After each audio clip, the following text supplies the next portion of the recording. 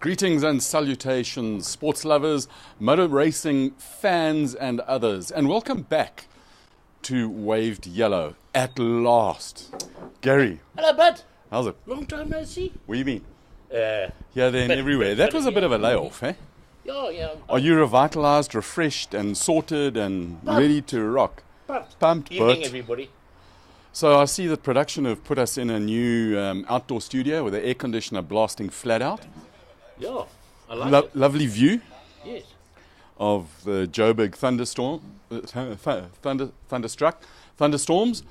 And Gary, some cool stuff happening in the motorsport world. So we start off, for those of you, in fact, to remind us, we always have to start off with what was, Yes. what is, and what will be. We think. Yeah. And just a good evening, Mr. Charles Renzi. It's nice of you to have. Hello, on Charles. board. Long time no see. By the way, Yeah. he's a daddy for a second time as a child, too. Hey, congratulations, dude. And Mummy, last I saw, Mummy was happy. She was smiling. Is this before or after? Don't go there. Reproducing. Yeah. I mean, anyway, No. Congratulations. Another little Aston Martin race car driver, or in fact, Lamborghini driver coming up, eh? Yeah.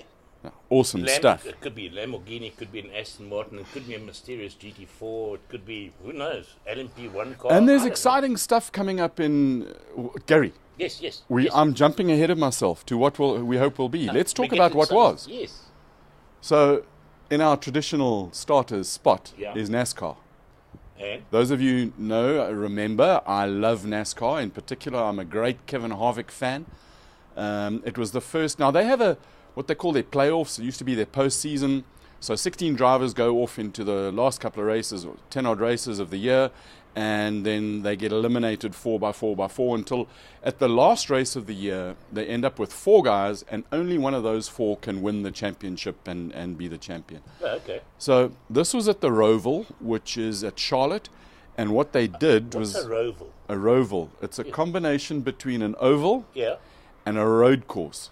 Oh, okay. So what they did was they revived some of the original Charlotte road course in the infield. This is a 1.5 mile track. It's absolutely awesome, but it kind of gets a little bit boring because they've got some proper rocket scientists in NASCAR, and the top cars are pretty even. Yeah. Amounts of budget are stupid. It's Formula One kind of money to run a two-car team for NASCAR.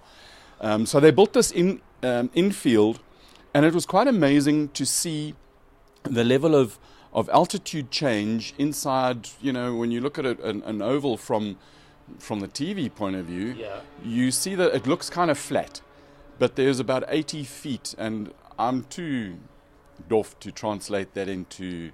Examanaxa. And the interesting thing is that America is actually a metric nation, just as an aside. This is Colin's useless bit of information for the week. And they adopted, they're signatory to the international metric what thingy.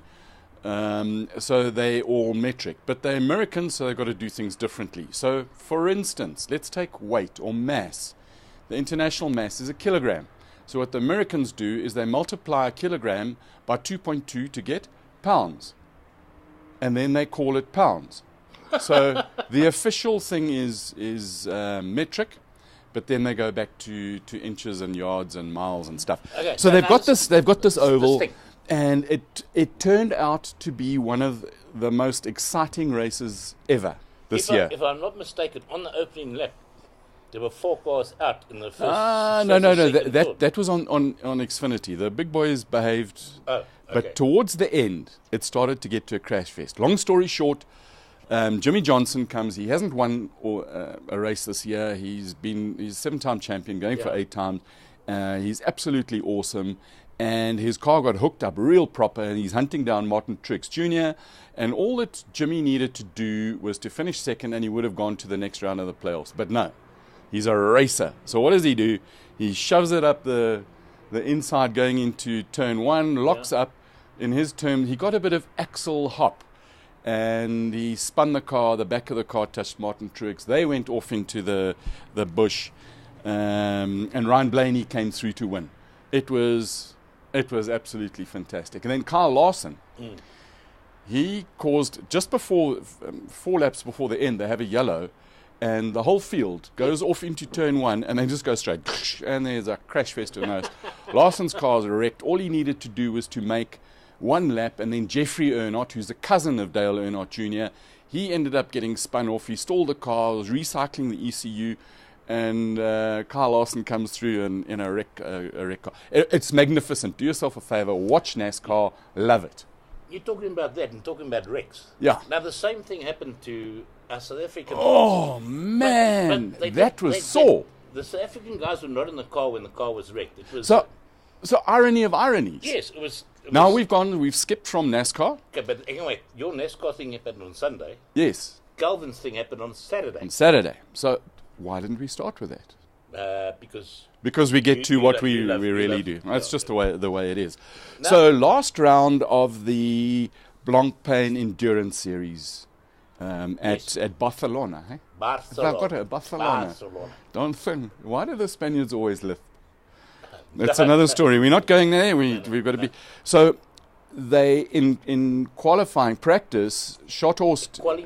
Qualifying 1. Yeah, quali 1. Schothorst comes onto the straight, and he's Goes a bit wide. pinned it, drops the wheels off the back. Yeah. The car And- grips. You know what? When you and I discussing that rake setup, remember we had that chat with Calvin how they set the rake up, and I think the rake was set when the outside wheels, the left-hand outside wheels, touch that damp grass or whatever it is, it shot it. But then they hit the rumble strip, so that rumble strip would have caught the bottom of the car. Yeah. Okay. Excuse me, our air conditioner is on flat out. Oh. Production decided to turn it on to absolutely flat out. We'll have to talk to them. Must have caught the bottom of the car and therefore lifted her. So she was slightly, when I say lifted, she was light on the wheels. So if he decided to turn, nothing was going to happen. And he had the foot in it. He had it pinned, and he just went voila, into that wall. The thing that to me, and I actually worry a little bit about is his head. And I'll explain that. It's with respect that I worry about his head. Is that he was traveling forward, and the car was sideways at such a rate. When he hit the barrier, that car spun like a top. And your brain gets dizzy, and Yeah, but I mean, you must remember, you made a helmet on with Hans device. the car starts spinning, but your brain is still not spinning. Your head is the human head stays relatively still, but the stuff inside doesn't always go the same direction as the stuff on the outside. The stuff inside. So, Well, I was being so honest. concussions is a real worry, and to understand the full extent of concussion, and I'd actually like to sit down with a doctor, and I've followed Dale Earnhardt Jr. quite a lot, and have listened and read a lot of what he said in his last seasons about the concussions that he had, and it's absolutely debilitating, and really something that needs to be worried about. We're having some technical issues there, Gary, No, I'm just because you're the technical master. yeah. No, but hang on, but that Is it still working? Yeah, no, everything's working. Gary, I panic. You know me. All I know is Don't look at my device. I won't look at your device. All I know is just how to talk That's working. rubbish about cars. But- So that was on the Saturday. On the Saturday. And that put, so that put the they car couldn't was rebuild. not fit bearable, so that ruined their chances because Calvin was in with a shot to stay in the top 5 of the top 4 of the championship. Effectively, And going in ended there was a mathematical chance that 9 drivers could win the championship. That's correct. It was unbelievable. So then comes Saturday's race, and they couldn't rebuild the car. It was properly destroyed. Comes Saturday's race, and Jordan Pepper's in the Bentley. Yeah. And of course, he wasn't in the Bentley. The Rolling Thunder. The Rolling Thunder. His teammates in the Bentley. Lap And 1. He gets shafted by somebody else. Oh, Spins out. But comes now in hold on. last. But just before we just go on, Yeah. don't get the idea that these guys are a bunch of not so good drivers. You've got 35 cars within 1 second. Yes. And they're effectively, all professional drivers. they're all the same because there's a balance of performance. So overall on a lap, one car might be a little bit better on the straight, other one on the braking. And that leads us nicely into the evolution models, which we'll talk about a little bit later when we get there. So that was... So Pepper ended up finishing 28th. I mean, the Bentley was 28th. Sheldon van der Linde in the other, not the same team as Calvin, Yeah. but in another Audi. They ended up finishing 12th. And the other thing was that, we get that, the breakdown of the laps. And Sheldon again, after every single race, he's in the top 4 of special mentions of The fast laps. Fastest and consistent. Over plus minus 15, 12 to 15 odd laps. The kid is awesome. Fast, yeah. He's absolutely awesome. And just before we go there, there is a possibility that they will be going to something that'll be coming here. All right. On the We're allowed to talk about what's coming here. I'm just trying to keep people entertained. Hello, entertainment. Okay, is there anybody watching us? Because by now people have forgotten about it. No, Brad Drew's online, Greg Walker's online, Dean Holliday's just joined us, Charlotte Ranges is online twice, so he's using a computer and his cell phone to watch us. Oh, nice of all you to join us. Watching stereo. Yeah. The next leg, or the last leg of this year's GT Intercontinental Series takes place in the States. It's called Petit Le Mans. Yep. And that's on, according to the notes that production gave me, it's on the 13th of October. Which is next week, Saturday. Next weekend. Yeah, not this weekend, next weekend, yes. So the boys are all off there. I haven't seen the full driver lineup, so I'm expecting Calvin, Sheldon, and Jordan Pepper, and maybe David Perrell. Maybe. Yeah. Maybe. I'm not sure. I haven't seen any We've indications whether he's signed to go and race in the States. We really need to make an effort when David Perrell comes back to South Africa to sit down and have a chat with him. He's probably one of the South Africans who's flown under the radar and done some really, really good stuff in a Ferrari as an AM. You know what his role in Blancpain on Saturday was? Yeah? He was driver coach. So he got relegated from a driver's seat to a radio and headset, and he was out there coaching drivers to try and bring the car home. And they did. They came home, I think it was third in the Pro-Am class in the Ferrari they were driving. Gary, that whole driver coaching thing is now starting to become a thing.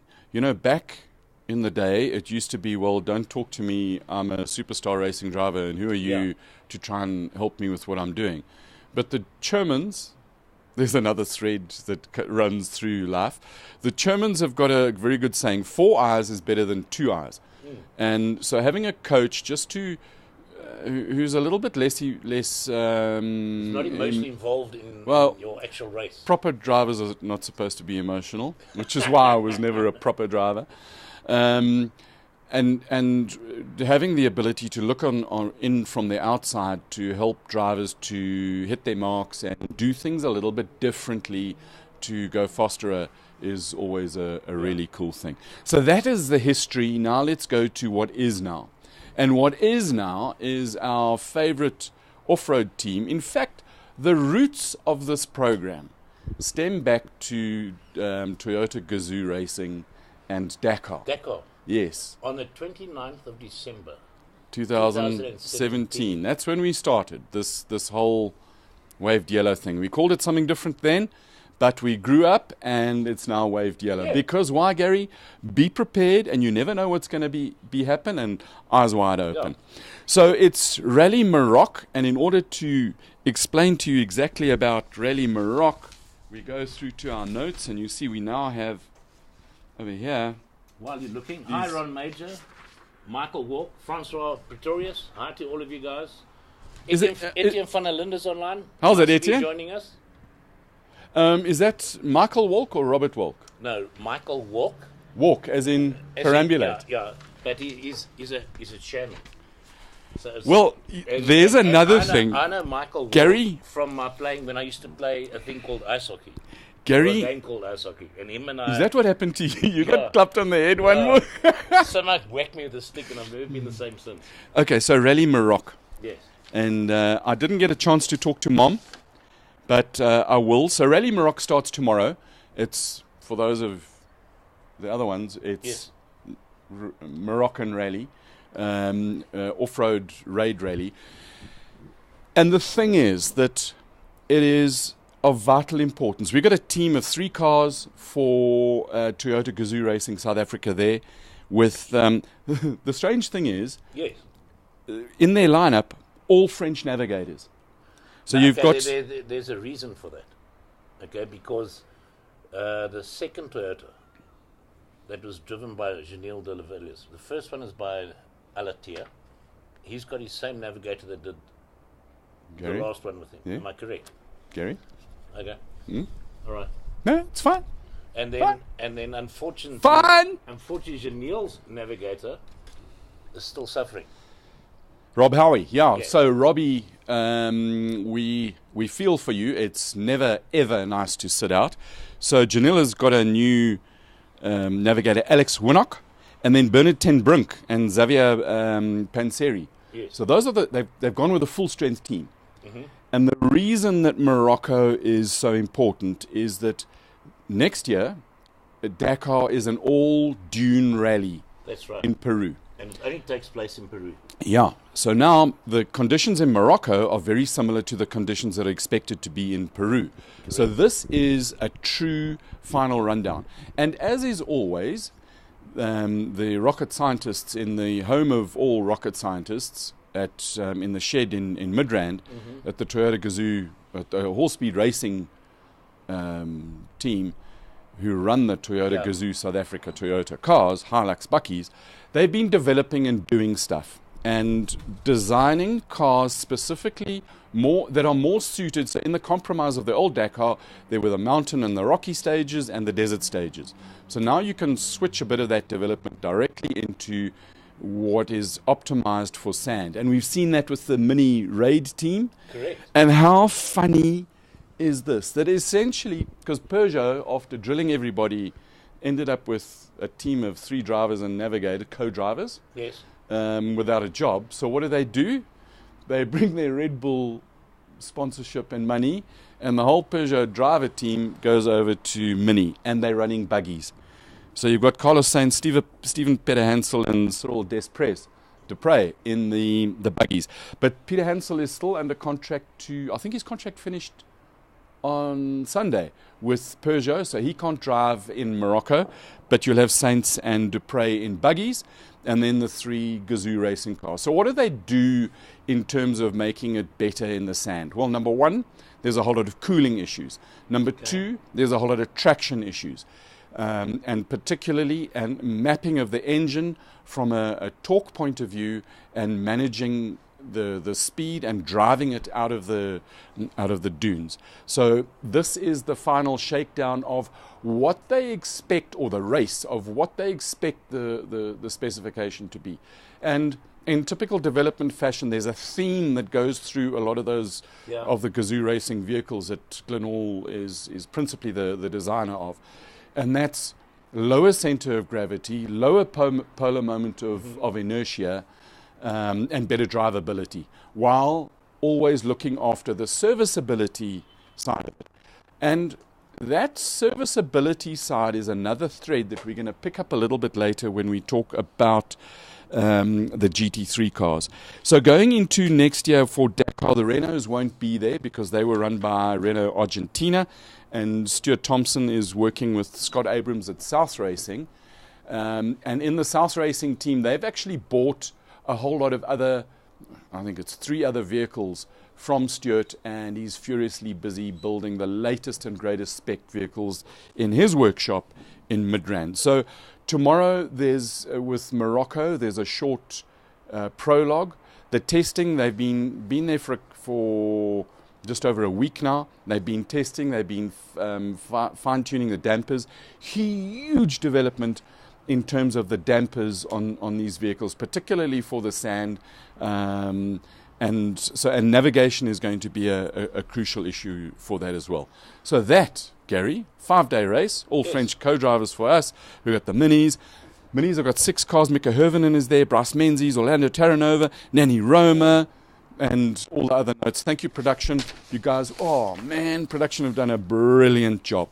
So, and there's a whole lot of other cars in Morocco, but we'll bring you a couple of things about that, which that brings us neatly. Yes, neatly. It evolutions us Okay. into the launch of all these new cars. So started off recently with Aston Martin, and they launched their new car, the Vantage V8. It's lime green. It's rah rah rah, and the Poms had a huge thing. And it's actually a Mercedes Benz.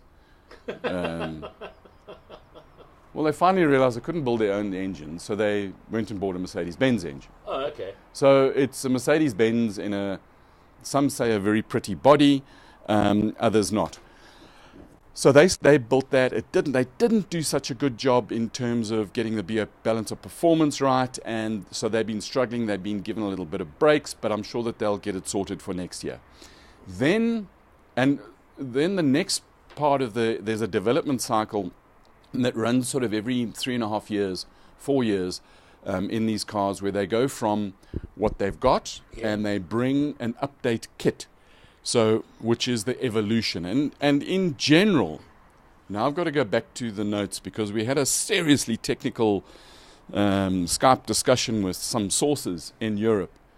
And I needed to sprachen zu Deutsch and parlez-vous. You did I tell you what, Gary, all these things.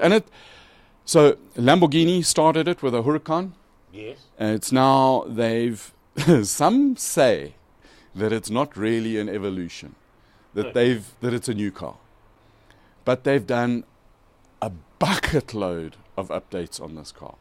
And it's not economically viable to have an update kit. You basically need a new car. So they've done things, they've done a whole lot of new things in it. It's got, and I'll just mention some of the things that they're allowed to, or that they do tell us. Because remember, these guys, they're not going to tell us everything. They'll tell us some of the stuff, and it's got new roll cage, new gearbox, drivetrain, suspension, and of course aero with the now mandatory gooseneck wing or swan wing, whatever you want to call it. For the guys in PE, we'll stick with gooseneck. Yeah. That's basically where the mounts of the wing, it's mounted on top so that you've got clean airflow underneath the wing, so that the high speed under the wing. And so they kick it off, and that car is quite phenomenal. I've been a Lamborghini fan more than a Ferrari fan forever, and I think it's magnificent. And then Audi come, and they drop the GT3 Evo. And that's a beautiful looking car. Yeah. Those new Gary, are we partial to Audis just a little bit? Well, I wouldn't say partial. Maybe we're partial because of our connection through drivers. Yes. Okay, and they become very friendly with us. They support us. They watch us whenever we live all overseas. And I'm also a bit partial to a Bentley because Jordan's in the Bentley. And I think that Bentley, once they get it going, it's going to be a fantastic car. And Jordan's going to shine like we can't believe. Because those three kids, I'm glad you like the Bentleys. I don't. Okay. I love it that we got a South African in them and that he's a proper pro driver, and I'm incredibly impressed that in GT3 racing, probably from a driver point of view, the most competitive field of racing in the world is GT3 racing, and we've got 3 South Africans there, and I'm incredibly proud of that, and I've got to say well done to all of them. So then Audi come along with a car, and it's got new diffs, new aero, new brakes, new gearbox, new. But let's just take a step back and have a look at from the evolution. And there are 4 main points that the evolution models and development.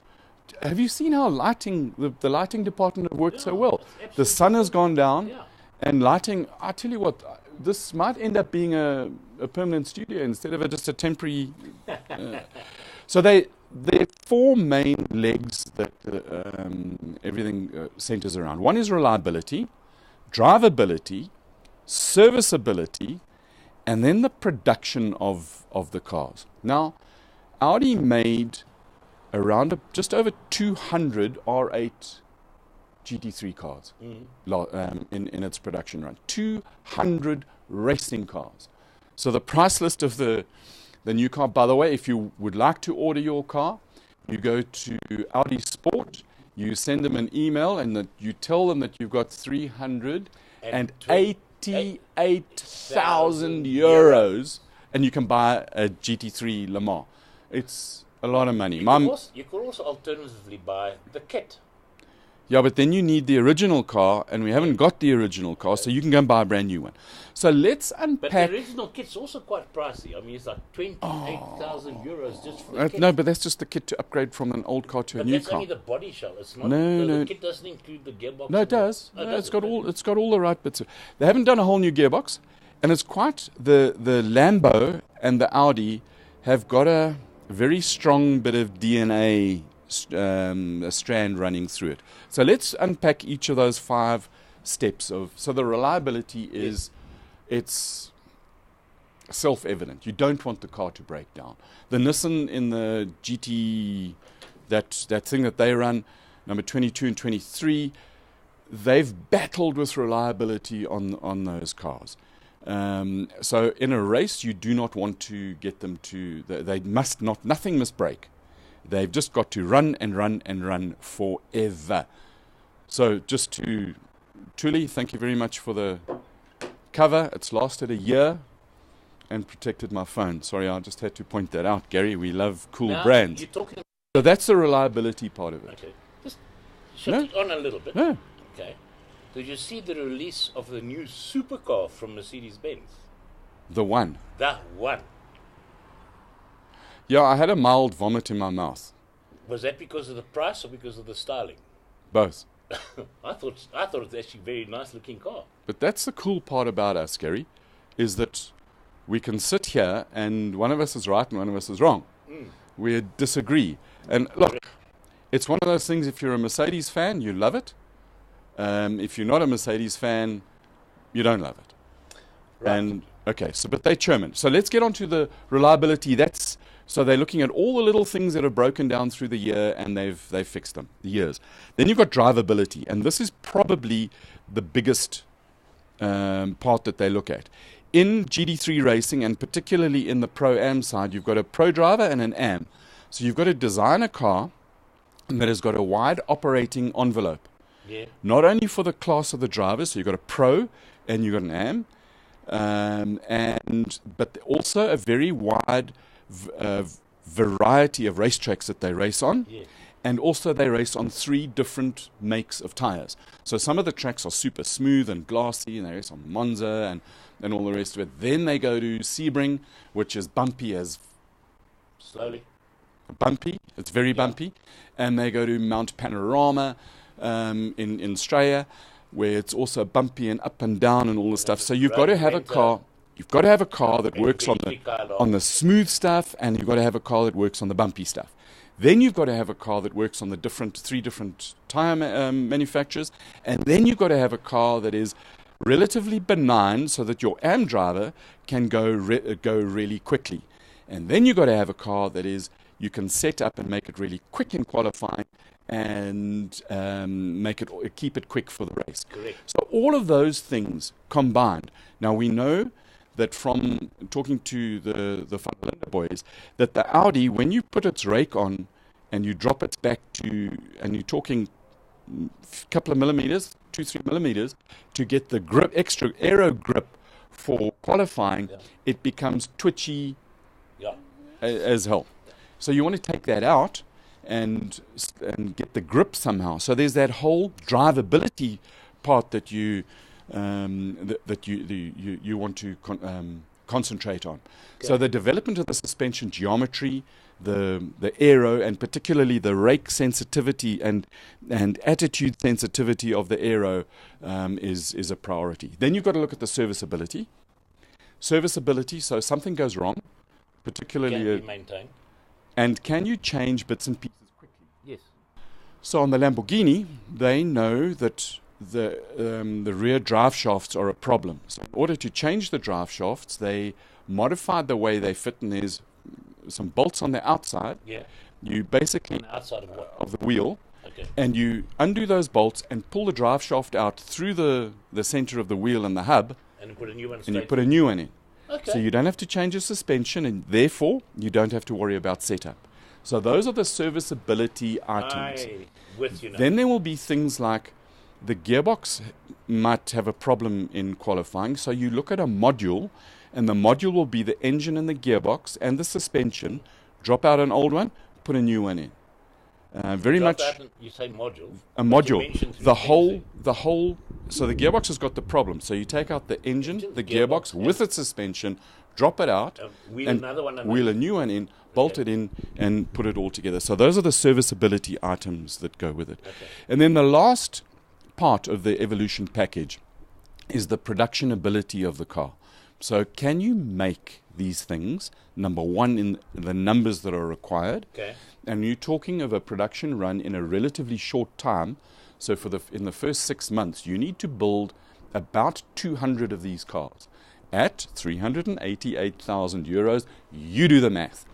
So in Audi's particular case, what they do, because it's not a prototype car, it's designed and built around a production car, is they start off in the production line in Germany and on the normal Audi R8 production line, and you've got a dedicated racing car, and it goes down the production line, so the chassis gets built, and then it gets removed from the production line while all the other cars go down the line, and it gets its roll cage fitted and some of the other bits and pieces fitted to that distinguish the chassis, and those would be things like seat mountings, mounting for the extinguishers and other dedicated race equipment inside the car.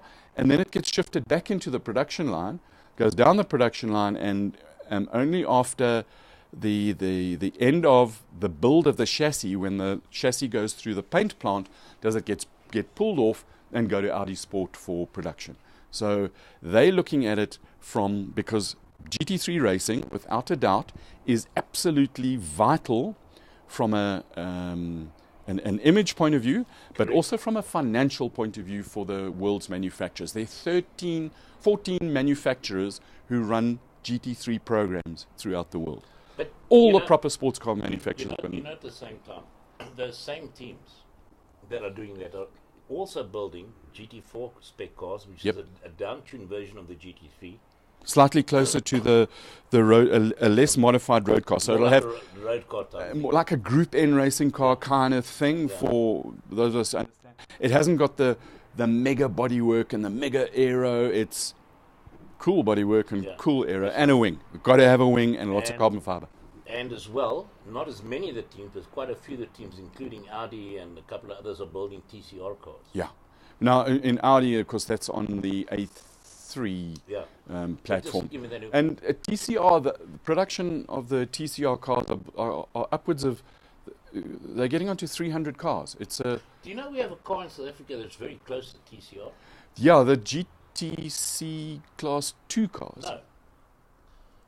It's an Alpha. Alfa Romeo, yes. Built by Arnold Chatz Racing. Yes, and that's the car that runs in the SA Endurance Series.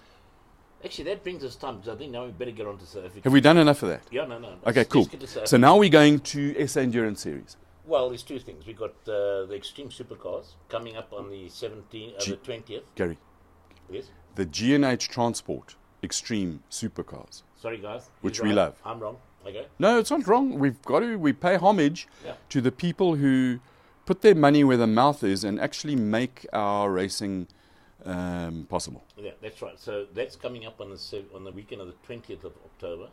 And the weekend after that, we go to endurance racing for the final round. In Slummies? Yeah, in East London, for the final round of the South African Endurance Series. And we're expecting a lot of cars down there. Confirmation that Janetta G57 will be there. It might have its brother there, because there is another Janetta G57 coming to South Africa. Correct. And Gary, what? I am told, reliable sources say, very, very reliable sources say, is that there's an Orica Gibson coming. Now, I'm sworn to secrecy about who's involved. No, I'm not going to go there, but now I've got other news for you. And hold on, let's just go. A very reliable source. Yeah. There are another 3 Janetta G55s on the water to South Africa. If those all appear, next year's endurance racing is probably going to be one of the best seasons we've had in endurance racing for years. It's going to be phenomenal, because now you put those big cars, I say big cars, Janettas, because they've got 6.2 litre Chevy engines, up against the the Ligiers, which have got the 2.4 Honda engine and That's right. slightly different. The one is sledgehammer, the other one is panel beaters. Aerodynamics Yeah, and yeah, absolutely awesome. cars.